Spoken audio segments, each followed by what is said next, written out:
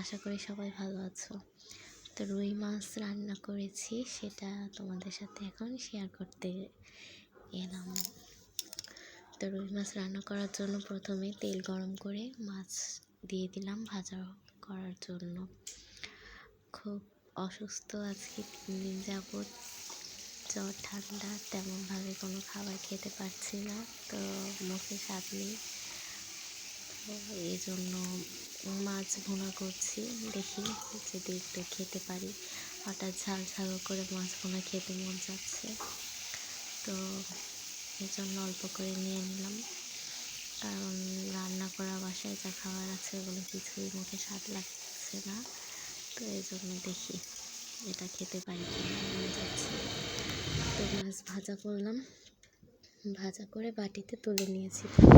কড়াইতে দিয়ে দিলাম তেজপাতা, শুকনো মরিচ আর পেঁয়াজ কুচি, এগুলোকে ভালো মতো ভেজে নেব। আর আলাদা করে মশলাগুলো ব্লেন্ডার করে নিয়েছি। আদা, রসুন, পেঁয়াজ, কাঁচামরিচ, জিরে এগুলোকে একসাথে নিয়ে ব্লেন্ডার করে আগে থেকে বাটিতে তুলে রেখেছি। আর এই পাশে পেঁয়াজটা ভাজা করছি।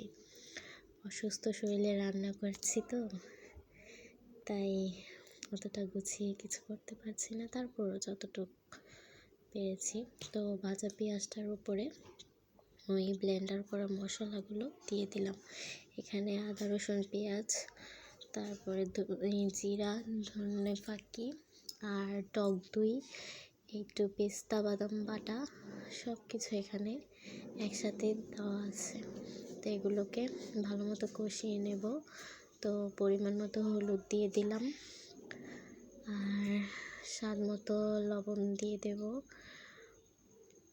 এই তো, তারপর মশলা থেকে যতক্ষণ না তেল ছাড়বে ততক্ষণ এগুলোকে কষাতে হবে, কারণ মশলার যাতে এক্সট্রা কোনো গন্ধ না আসে, এজন্য ভালো মতো কষিয়ে নিলাম।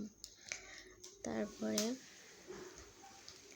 একটু ঝাল ঝাল খাবো, এজন্য একটু শুকনো মরিচের ফাঁকি সাথে দিলাম, দিয়ে ভালো মতো মিশিয়ে নিলাম। মিশিয়ে এটাকে অনেকক্ষণ লাগিয়ে আরও সময় লাগিয়ে কষাবো, যাতে মশলা থেকে ভালো মতো তেলটা ছেড়ে আসে।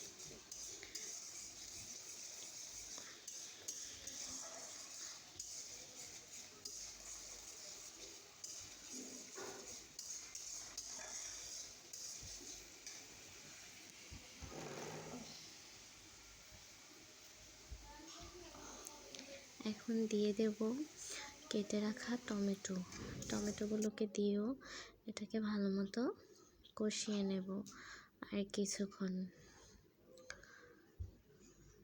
তারপরে দিয়ে দিলাম পরিমাণ মতো পানিটা শুকিয়ে আসা পর্যন্ত একটু ওয়েট করতে হবে। তারপরে মাছগুলোকে দিয়ে দেব। মাছটা দিয়েছি, সেইটা ক্যামেরা বন্দি করা হয়নি, তো ক্ষমার দৃষ্টিতে দেখবে ভুল ত্রুটি। তো যাই হোক, এই যে মাছটা দিয়ে দেওয়ার পরে ঝোলটা একটু শুকিয়ে আসার পর এই হচ্ছে আমার মাছের ভুনা। তো খাওয়ার পরে ভালোই লেগেছে।